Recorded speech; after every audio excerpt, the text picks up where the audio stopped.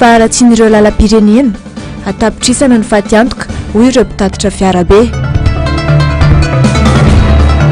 Kandida Firaisankina fifidianana be ny tanàna mihalany ny sotasota politika ny mpitondra hoy Siteny Randrianasolonay. Fifidianana be ny tanàna sy mpanolo-tsaina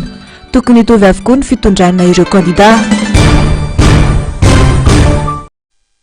Alatsinainy amby 20 aogositra 2024 manatitra ny arava tongolasy sy tongovavy ampifaliana indray no dia ny sampana fampalalam-baovao ny tokantrano amin'ity anio ity manatitra ny araba ary manasanao anaraka ny antsipirim-baovao hatramin'ny farany. Pejy ny politika avy hatrany mahakasika ny fiatrian'ny fifidianana be ny tanàna mivonona tanteraka amin'ny fiatrianany fifidianana be ny tanàna sy mpanolo-tsaina tanàna ny antoko-tsika Madagasikara amin'izao fotoana izao.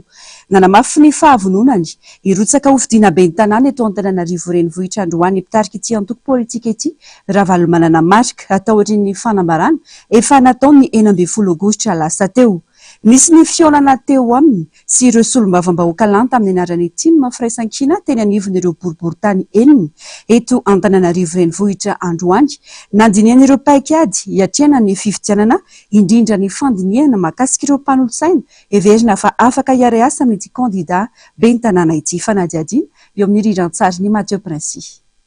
Manana andraikitra feno amin'ny fanarenana n'Antananarivo ireo solombavambahoaka matsapa ary mahita sy mahalala ny fahoriana iainan'ny mponina eto amin'ny renivohitra Madagasikara izy ireo.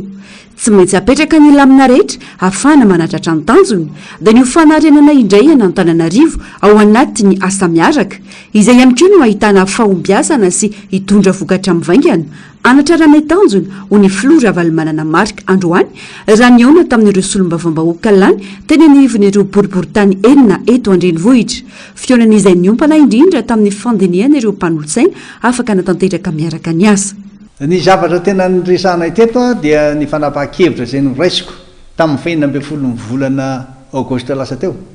hoe irotsaka ho kandida ho be ny tanàna Antananarivo renivohitra.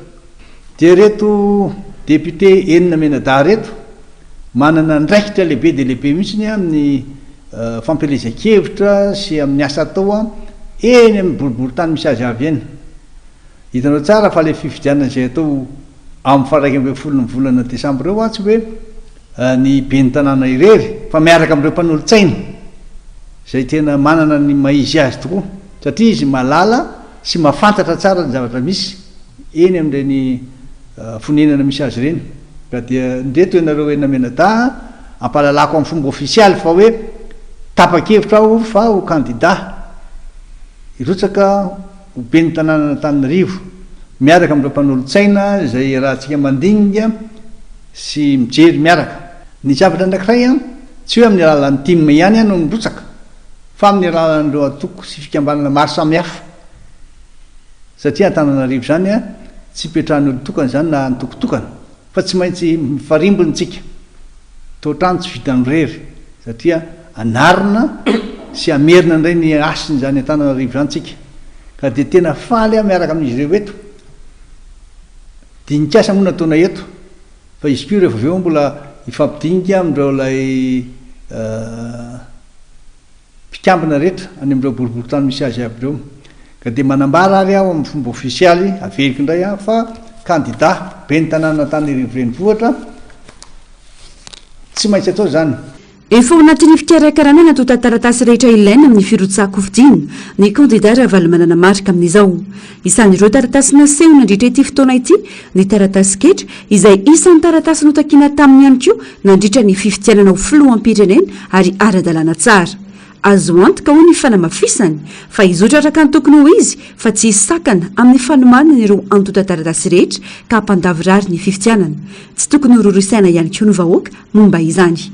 Dia mahakasika indrindrindrindra ny filatsahana zany ho be ny tanàna Antananarivo renivohitra dia reto aby ny zavatra ilaina satria efa mivoaka zany zao ty le fanambarana. Dia toy zany indrindra ny any amin'ny CENI efa nandalo tany dia niresaka taminy dia meny akory le didy mandalana sy décret mifehany zany fifidianana izay be ny tanàna sy ny mpanolo-tsaina zany. de ty koa tany amin'ny fisika nangataka an'le certificat de régularité fiscale aho de ty zany zao le azoko tamin'ny volana septambra tamin'ny 3 ohatran'ity koa nzatra ilaina ty zareo etsy ty mino sy manantena aho fa ho vitatsika tsara ty ary izotra somatsara ny fifidianana fanavotam-pirenena ny mimasony zao fa tsy fitiavany mboninahitra iraisan'ny malagasy rehetra amin'ny Tananarivo ka ny fanarenana azy no laram-pamehako ho iatran'ny Flora Valmanana tsy maintsy avezina ny fanarenana na Tananarivo na ny fara mba hitondra vokatra azo sapahitanana ho an'ny mponina eto andrenivohitra manoloan'ireo olana sy sedra maro lafy iainan'ny mponina ho iatran'ny Flora Valmanana marika iary ianareo voaka malagasy aza gaga ihany ko indrindra ianareo eto Tananarivo milaza hoe ianao ve fa président de lasa indray manao be ny tanàna tsy hafahafa ve zany tsy hafahafa zany be da be reo président tany aloha tany Brésil tany am'terakafa tany Philippines betsaka mihitsy tany ivelany teto amitsika koa misy ireo efa président de lasa nanao député betsaka tsy maniny zany rehefa fanontolo zay ny atoko hoe tsy amboa didy fa zay mbola tandrify aminy raha mbola misy foana ny fotoana iainana de tsy maintsy atao zay ny fanany didy de ohatran'izany ko nareo tinga tsy haingitsaingitra fa tena fanasoavana ampiarabelona hitanareo fahoriana tsy fijaliana mahazony olona eto vidim-piainana tsy zaka antsony ikizy tsy afaka mianatra ndrano tsy mandeha ny jiro ny loza tsy maintsy hiatika an'izany tsika ka de mampana tena nareo izahay fa tena anao arak'izay atao miaraka amin'ny mpanolontsaina ndresako miaraka nreto solombavamboaka reto fa tsy reto ihany fa solombavamboaka hafa ihany ko tena atsona ifarimbana anatanterantsika fanarenana Tananarivo fantarao tsara ka fa tamin'izao be ny tanàna Tananarivo tamin'ny ray Soarivo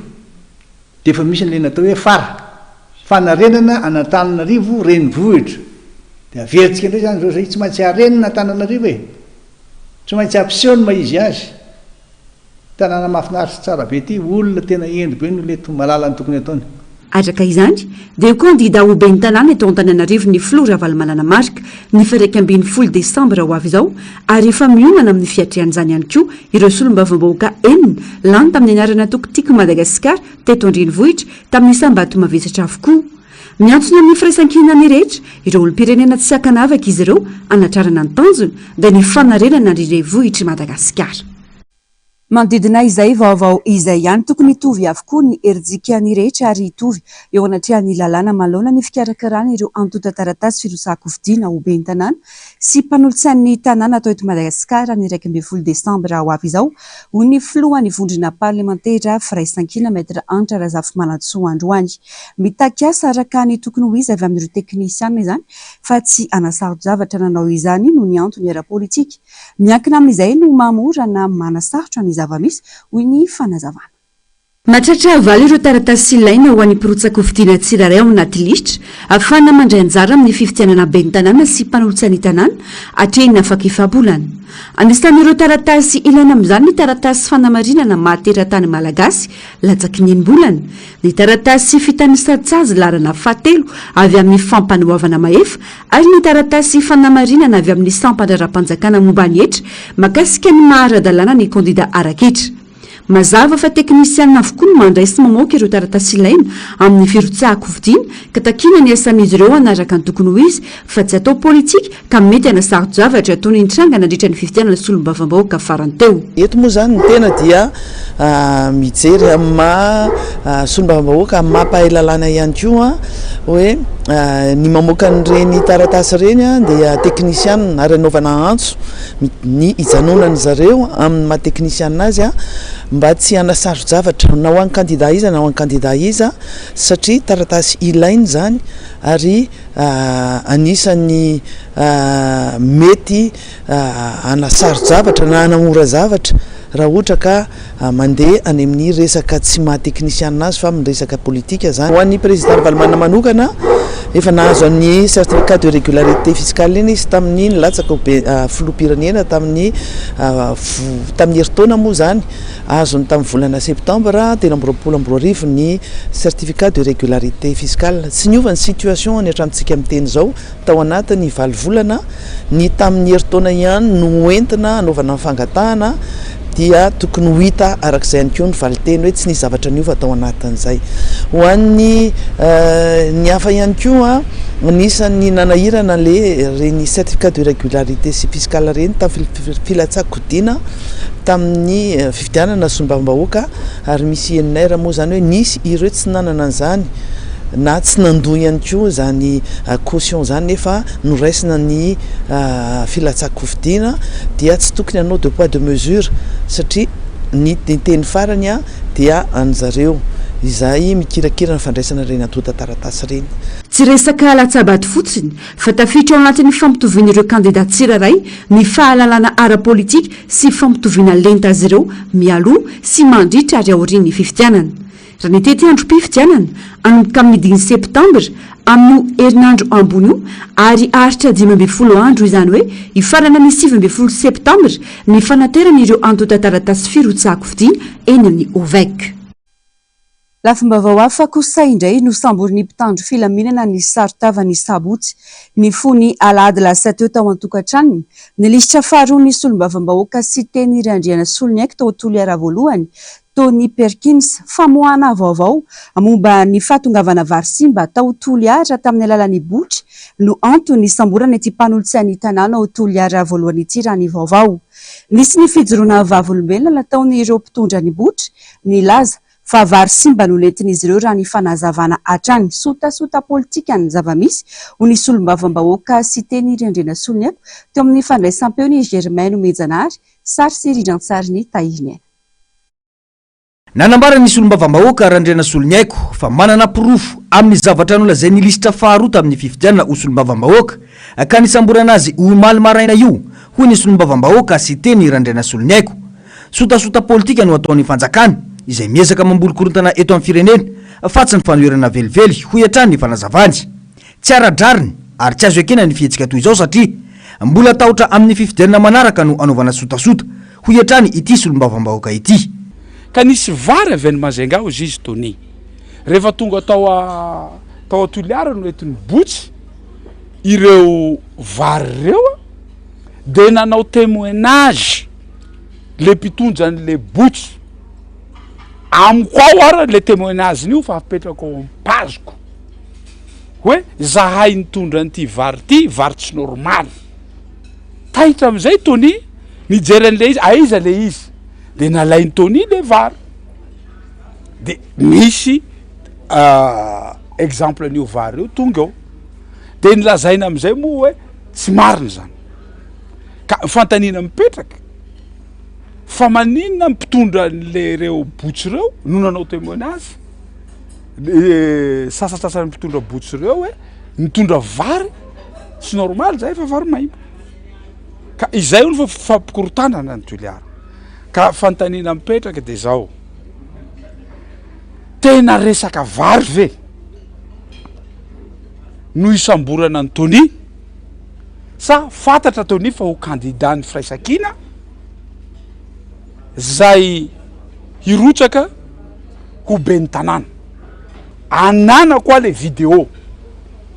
mpitondra an'le botsy zay nanao témoignage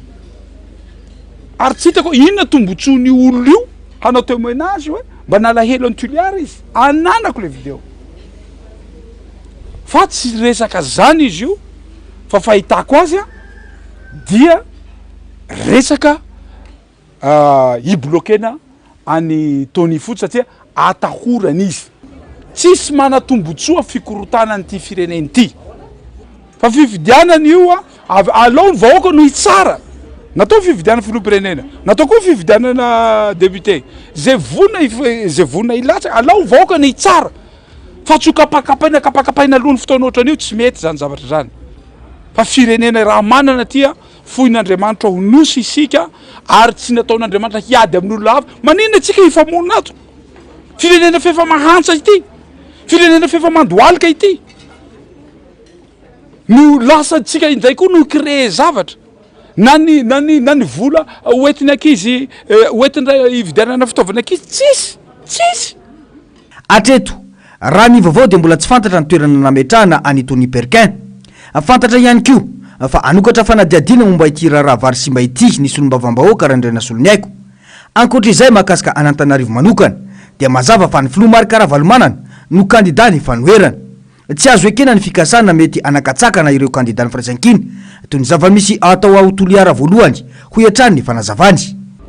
satria manko mahatonga saina ihany na reny taratasy na rehefa ny DG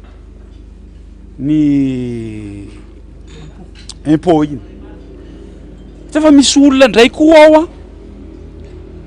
te ho sakana ary tsy iza moa izany fa i président Marc Ravalomanana tiany zareo ho sakanana amin'iny taratasy iny de endraiky enjehana hoe ianao fa efa nirotsaka fanenjehana atao mpitoro efa nirotsaka filoham-pirenena ianao fa maninona ianao no ampidina ny tenanao aty azadino re tompoko capitaly ny Tananarivo antsika vahoaka malagasy rehetra ka capitalyntsika io zany omena olona tsy mendjika tsy zaratsika misy olona mendjika filoham-pirenena vonona indray izay fa efa nampiseho profo milaza amiko ianareo iza ny maire ny Tananarivo hatry zay nandritra zay 20 taona zay nahavita mihoatra ny vitany président Marc Ravalomanana mbola tanora kely tam'izay ary mbola judoka tam'izay mbola athlète nahita zahay taloha tena nosy be ny inana ny teny taxi brosy nadio tsara niova Analakely niova tanàna rehetra niova iny amin'iny misy an'iny semisely iny niova ny anadio tsisy tsitako olona nahavita hoe raha tena hoe ho image ny capitale io miantso ny vahoaka malagasy hosarotiny amin'ny demokrasia ny solombavambahoaka sy tendra ny ranasolo aiko izay nanamafy fa tokony azo irotsaka ofidina avokoa ny rehetra ka anjarany malagasy isaky ny komina no misafidy izay ola everiny fa hitondra fandrosoana ho an'ny komina misy azy fa tsy ifampisompatra tahaka ny misy ankehitriny io na dia niova tamin'ny minitra farana zany toerana tokony nanatanterahana azy no ny sakana nataony fitondrana dia nitotosa omaly ihany ny fametrahana tamin'ny fomba ofisialy ny solombavambahoaka voafidy tamin'ny anaran'ny firaisankina tao Betafo ankoatra ny filoha lefitra fahafito izay nitarika ny lanonam-panjakana dia isan'ny niatrika izany ihany koa ireo solombavambahoaka namany voafidy tao Faratsio Antsirabe faharoa ary mananjary tanan-toerana nanangona ny vaovao Germaine Mainjanary sy Taiziniana. vahoaka maro no tonga nanotrana ny fametrahana tamin'ny fomba ofisialy ny masolombavambahoaka any Betafo any Rivasora ndray Tainary Malala omaly alahady teto amin'ny arabe mamakivaky ny tanàna no nanatanterana nanonam-panjakana makasika izany solombavambahoaka azo antoka fa hiady ho an'ny tombontsoan'ny vahoaka ny Betafo ity solombavambahoaka izay nilany tamin'ny anarany firaisankina ity ho ny filoha lefitra fahafito eo anivony anteny meram-pirenena izay nitarika ny lanonany tsy maintsy ny vahoaka no atao lahara-pahamehana ary efa fanamby apetraka ny fanoerana izany ho iantrany ny fanazavana ny teny filoham-pirenena hoe Madagasikara nefa nahantse ekeko fa nahantse Madagasikara fa zavana teneniko aminareo raha nisy tena nampahantsa any malagasy dia io filoha anzy nirina Rajoely io nianahantsa kokoa tsika inaniky zao nianahantsa ny gasy inaniky zao na ny karakarana mpianatsy tsy vita tsony manahoana ny vidim-bokatsy nareo e milama ve ny vidim-bokatsy nareo e sa tsy milama e satria nanino lasa variboba tsy voatatana ty fireneny ty ka tsy maintsy ambaranay zany tompolay sy tompoko vavy ny asanay solombavambahoaka dia manao tatitra aminareo vahoaka ianareo no lehibenay ianareo no mipeanay karamanay io ka raha misy raha ataonay dia tsy maintsy zahay manambara nareo vahoaka tompoko lahy sy tompoko vavy nahay nifidy nareo nifidy an'izy io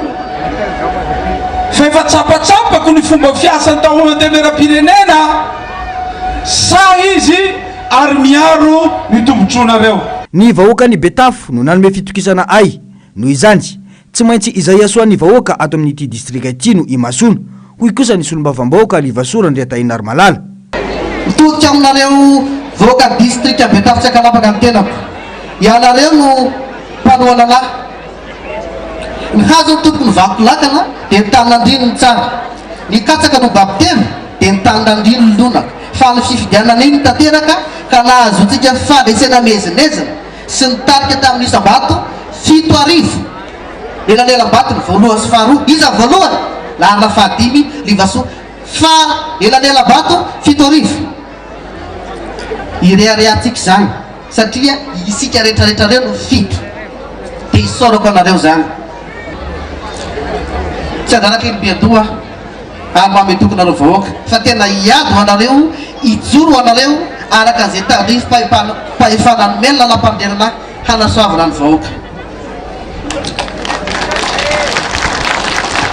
tao amin'ny kianjalazaina fa manara-penitra eto Betafo no saika anaovana ity lanonam-panjakana ity saingy rehefa tonga tamin'ny ora farany dia nanao be midina ny ambina ny akianja ireo mpitanora filaminana ary nambara fa tsy azo atao ao ity lanonana ity raha ny baiko midina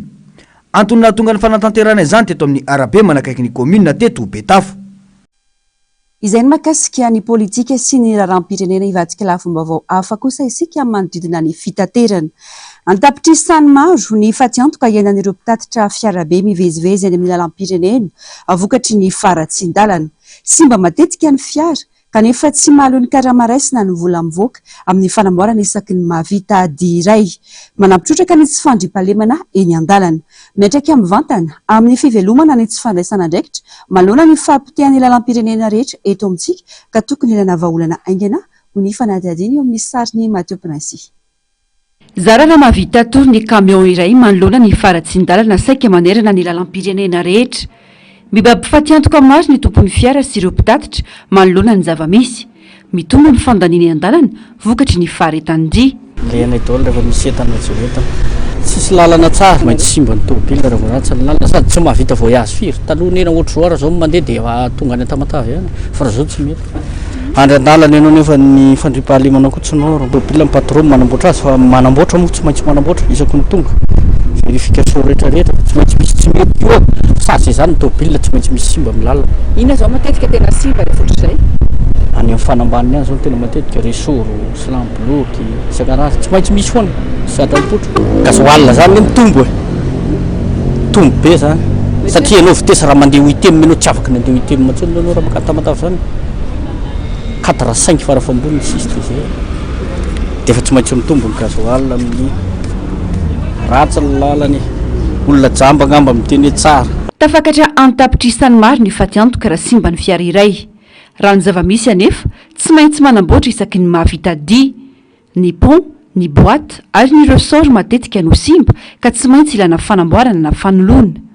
Mihoatra lavitra noho ny karamaresina nefa ny vola mivoaka raha toa tsy fahasimbana ny fiarabe iray. Ho an'ity mpitatitra iray ity, aleo ny misafidy ny andeha amin'ireo lalana mbola azo efina ialana amin'ny mety ho fabetsahany fandaniana. Tsy resahany intsony ihany koa izy ny tsy fandriampahalemana eny an-dalana. Mazaka mihitsy le mpamaky conteneur, mpamaky labasy, zay ny tena olana amin'le izy. Namanay efa misy tratra mihitsy amin'le faratsin'le lalana. Le pont moa indrindra zany le miditra pont reny ianao amin'le lasa lavakavaka be dia mijaly be mihitsy le camion. Ka le lalana ratsy eo zany dia tsy mety aminay mihitsy satria ny sécurité amin'le lalana zany ratsy be dia iny disy resaka malaso zany resaka malaso resaka amin'ny fahasimban'ny lalana sisy tombom-barotra ho anao mihitsy nefa le karama mora dia eo any milliard 200 ny vidin'ny camion iray miaraka amin'ny remorque dia ny entanao anatiny akeo mbola mety mihoatra amin'izay ny gasoil lalana zay raha ny karama 20 million anao dia ny 10 million an'izay laha ny gasoil sy dépense. Taloha ny gasoil lalana zany eo amin'ny raha manao 15 eo anao mety eo amin'ny 6 million gasoil lalana dia efa mahavita anao. Tsy maintsy manana mpanampy ny mpamily mandritra ny dia. Asa goavana ny azy ireo manomboka amin'ny fanaraha-maso ny entana sy ny pitsopitsony rehetra amin'ny fiara mba ampalavirary ny dia. Tsy maintsy mahay manamboatra fiara ihany koa raha toa tsy fahasimbana eny an-dalana. Matetika nefa izy ireo no tojolana ka miantraika amin'ny asa sy ny fitadiavana avy hatrany zany. Misy amin'ireo tompon'ny fiara ho ny fanazavana no tsy te halala ny antony mety nahasimba ny fiara fa avy hatrany dia malometsiny. Olona izay matetika avokatry ny lalan-dratsy avokoa anefa. Ohatra hoe pana le tômôbila dia agnatin'ny tany dangereux zany hoe atahorana dia na magnorana ary ny andro na mangatsika be dia tsy maintsy amoarina na afiry alana na firy ala dia tsy maintsy amoarina ilay izy dia atsika be ankoatr'izay aloha zany ny chauffeur aloha zany tsy mitovy edy chauffeur hoe simba ny tobile dia mijanona ao anatiny hoe izy matory dia ilay chauffeur ry ambany manamboatra dia ele fijaliana hoe tsady ohatra andro ala dia ny jiro ilaina nefa anao tananao anankiroa ihany tananao anankiroa nefa manamboatra ilay izy nefa ny jiro ihany dia ao daholo zany dia na izy misy fotoana hoe zavatra simba any ara dia miantso antsoina ny patron hoe misy problème ilay tobile dia tsy maintsy menomenona anao aloha izy miteny anao hoe inona natokana izany nataona raha inona ohatr'izao ilay izy nefa ilay izy tsy dia hoe irairanay ilay izy fa iraran'ilay lalana efa mitona no tsy nokotihana sy nasy-panamboarana ireo lalana eto Madagasikara ka izao potika tanteraka izao ia mafy ny fahavoazana raha tsy misy fikotihana mialoha ny fotoam-pahavaratra ka izy fitraikany goavana amin'ireo mpampiasa lalana sy ny tokantrano tsirairay manoloana ny mety ho fiakaran'ny vidim-piainana noho ny fitateran'ireo vokatra tsy handeha araka ny tokony ho izy intsony. Potika tanteraka ny lalana rehetra eto Madagasikara amin'izao fotoana izao tsy ireo lalam-pirenena ihany fa eo ihany koa ny lalana regionaly sy kominaly miteraka olana goavana ho an'ireo tantsaha any amin'ireo distrika ny fampitehan'ny lalana eo amin'ny seha-mpamokarana raha ho an'ny distrika ny Betafo manokana dia midangana ny vidin'ny zezika sy ny vidim-bokatra noho izay olana goavana ho an'ireo tantsaha vokatry ny faratsin-dalana raha ny fanazavany tady-baovao Germaine Menjanary sy Taihina. 7 faingo 770 kilometatra no manasaraka Antananarivo sy Betafo. Adiny 3 sasany no nanaovana izany tany aloha. Lasa adiny 9 kosa amin'izao fotoana izao. Potika tanteraka ny lalam-pirenena faha-7 miazo ny renivohitry ny vakina karatra ary toy izay ihany koa ny avy ao Antsirabe iazo any Betafo. Distrika mpamokatra ary mpamatsy raha tsy ireo legioma isan-karazana nefa raha i Betafo saingy miteraka olana goavana ho an'ireo tantsaha amin'izao fotoana izao ny fahasimbany lalana. Isan'ny fanampiapetraka amin'ny fivoriana ara-potoana manaraka ny ampanangatanana ireo solombavam-bahoaka eo anivony anteny meram-pirenena izay saha ilaza fa tsara ny lalana miazo ny distrika misy azy avy hoy ny solombavam-bahoaka vafidy tao Betafo raha nyresaka ny fahavoazan'ireo tantsaha ao amin'ity distrika ity amin'izao fotoana izao. Zay ngamba ambodom-bao tokenana assemblée satria amin'ny talata faharoa amin'ny volana oktobra zay dia ivory dia mba hanangatany hoe atsangano ny tanany izay député ka tsara lalana ny amin'ny distrika misy azy hanangatanana koa majorité fa tsy hoe hiforotra ny tanana rehefa zay potika ny lalana Antananarivo Betafo amin'izao dia atao adiny enina ny fiainam-bahoaka ary efa nanaovako antso avy izy ity ny NPK eto Betafo amin'izao 750 ariary nefa ny ovy 400 ariary mahatiatiko ito tsaha io azo atao tsara manao proposition de loi ary indrindra mba hafana manamora ny fangalana hetra ho an'ny fitaovam-pamokarana mba hafana vahoaka ny mpamboly eran'ny distrika eto Madagasikara mba misitraka ny famokarana ninona ataontsika eto dia tsy maintsy ny vokatra vokarindreo tantsara eo no hoanitsika na teknisianina manony anao na mpitondra fanjakana bony tsy maintsy ho zay ny tena mampijalana tantsaha itso akoatranay sécurité sy ny fari-piainan'ny vahoaka. Tokony ho lara-pamehan'ny fanjakana amin'ireo distrika toa ny Betafo ny fitaovam-pamokarana mbola tsy tazana nefa ny fisiany izany hatramin'izao hoy hatrany ity solombavam-bahoaka ity. Isan'ny dingana efa natao tany aloha ny fanodinana ny vokatra soja saingy ny ato izany noho ny antony maro samihafa hoy hatrany ny fanazavana. Tsy malagasy izay ny vahoaka mpiasa mpanjakana izay efa mandray isam-bolana fotsiny efa sahirina maika moa le vahoaka anakamaroa vahoaka tsy mandray isam-bolana tena sahirina amin'izao fotoana izao. Ny priorité aminay dia ny fanalefahana ny fampidirana fitaovam-pamokarana sy ny intrant agricole mba hahafahan'ny vahoaka manao zezika izy io na manao zezika ary indrindra dia fanondranana vokatra efa nanao zay teto soja iezaka hitady lalina mba hahafahana mamerina io fa blocage moa no natonga an'ilay izy dia nefa nahazo contrat za tamin'izany 2000 tonnes isa-taona mandritra ny 5 taona alefa ny Inde soja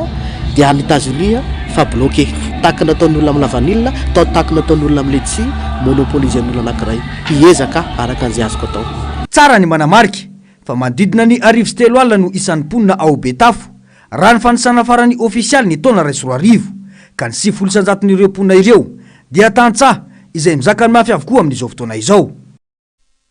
pejiny sosialy izay miteraka olana ho an'ireo tantsaha mivelona amin'ny lemakibe tsy mitatatra ny fatara ny fidiran-drano eny an-tanimbary amin'izao fotoana izao. Ahina nisy fiantraikany amin'ny vokatra ny fatarany firosoana amin'ny fanetsana raha ny fanazavana iva be ny renirano sisony izay samy ampiasainy ireo tantsaha amin'ireo kominina 7 mivelona ao amin'ny lemakibe tsy mitatatra ka isany antony matara ny fampidiran-drano raha ny fanazavana. Tokony efa nampididrano teny an-tanimbary tamin'ny 20 volana aogositra teo ireo tantsaha mivelona amin'ny lemaky ny be tsy mitatatra mba azahoany ireo tantsaha manetsa. Ambany anefa ny renirano sisondy izay tokony anampy ny tantsaha amin'ny fanondrana ireo tanimbary amin'ity lemaka be ity amin'izao fotoana izao ka isa miteraka fiahiahina amin'ny hoavin'ny vokatra izany. Tsikatra ihany koa fa lasa miteraka disadisa eo amin'ireo kominina 7 samy mampiasa ny renirano sisondy ity tsy fampiny rano ity. Raha ny fanazavana dia lasa ny jirama anondrana ny farantsana ny renirano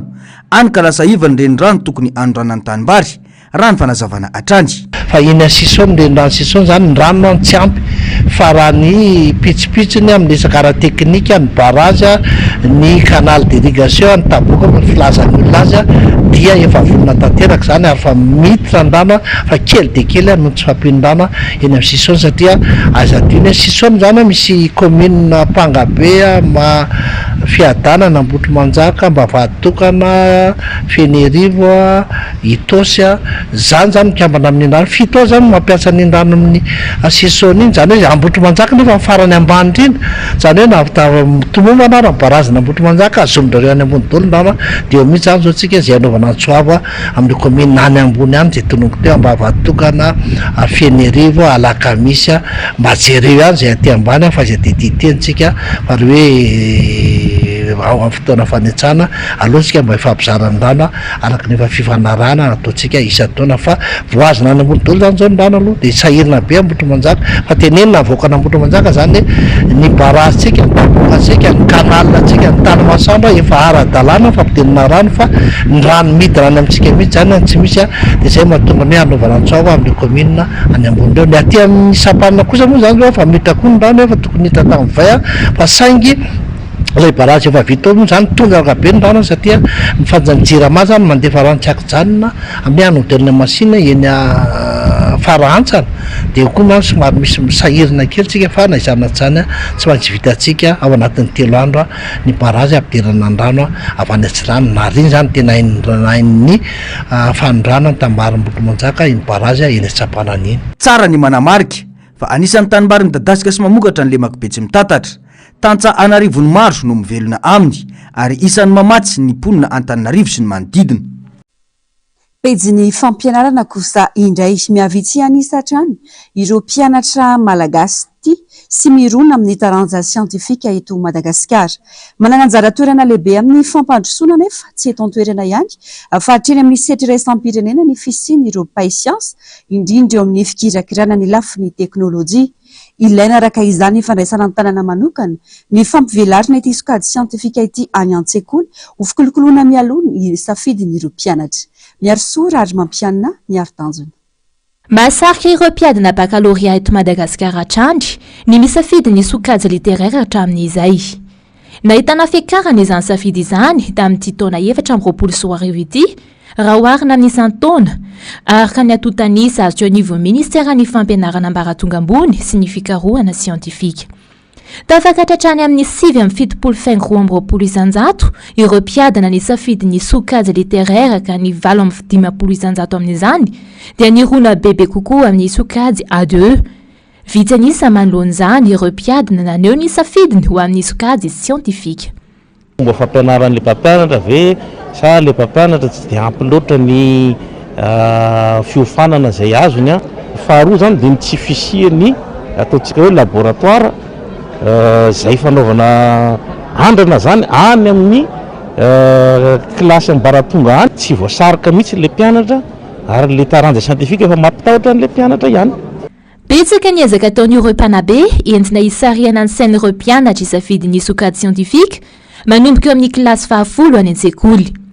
Mbola mahazo vahana hatrany anefa ny fironana amin'ny sokajy literaire mifameno ary mifandanja ireo sokajy roa ireo sainga inona ny hoavin'ny fampianarana raha miavitsy anisy ireo mpianatra ilona bebe kokoa anatin'ny sokajy sientifika. Tombana farany zany dia telopolo isan-jato eo ny mpianatra afaka baka no sientifika dia tena tsy ampy eo amin'ny tsenany resapina zany amin'ny resaka misehatra amin'ny siansa zany tena vitsy kely. Tsy dia fotsika resaka ny informatika resaka fikaroana be deaibe izy misehatra amindreo rehefa tsisy mpianatra sientifika ma. Ny toe-tsaina sy toe-poraiky tapisaka amin'ny mpianatra no manefy azy ireo aneo ny safidy misimisy kokoa any amin'ny sokajy littéraire. Ny tahotra kosa no vato misakana mampiena ny fironana amin'ny sokajy sientifika. Saloha tsy mafia an'le sientifika mo raha eto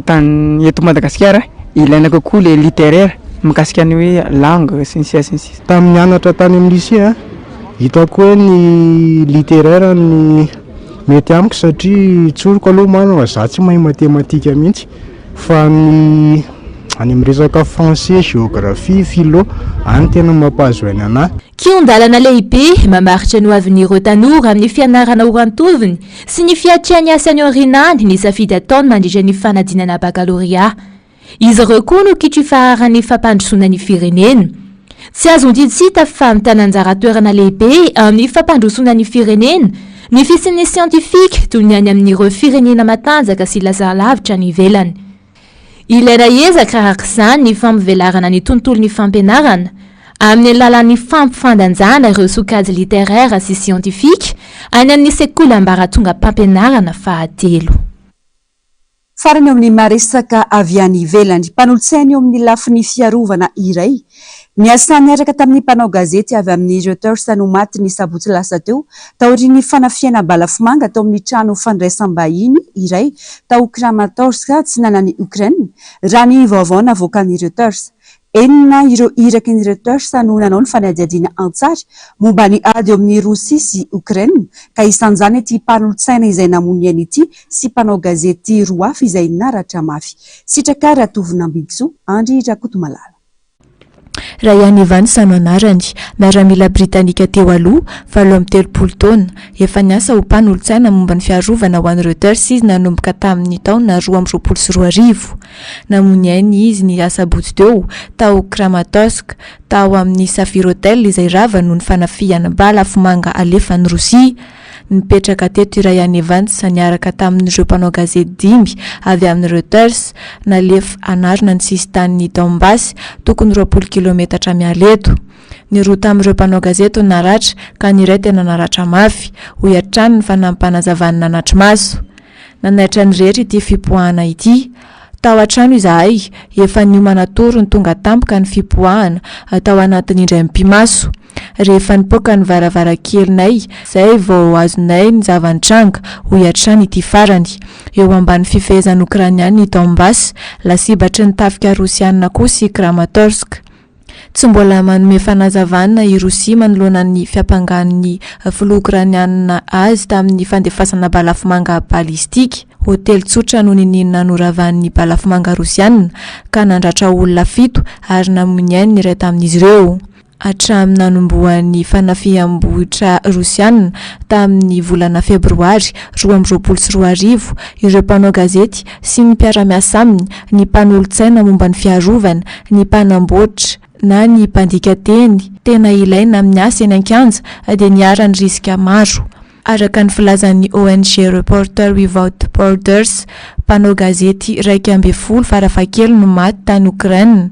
ary 13 naratra tao anatin'izay 2 taona sy tapany izay. Tapitra ny fampahalalam-baovao tomi-kilasy Tomovavy mankasitraka fenanao nanaraka izany hatramin'ny farany. Toro-mahazatra ny fandarana Global News no rainao vetrany aorian'izao fampahalalam-baovao izao. Aorian'izay kosa ny fandarana dinika ka ho vahiny ny faniry Razafy Manantany mandritra izany ny solombavam-bahoaka voafito amin'ny boriboritany fahenina Tojosoa Andriamampandry izay anasananao anaraka izany. Tena kokosa mametraka ny veloma mandra-pitafa tomi-kilasy Tomovavy.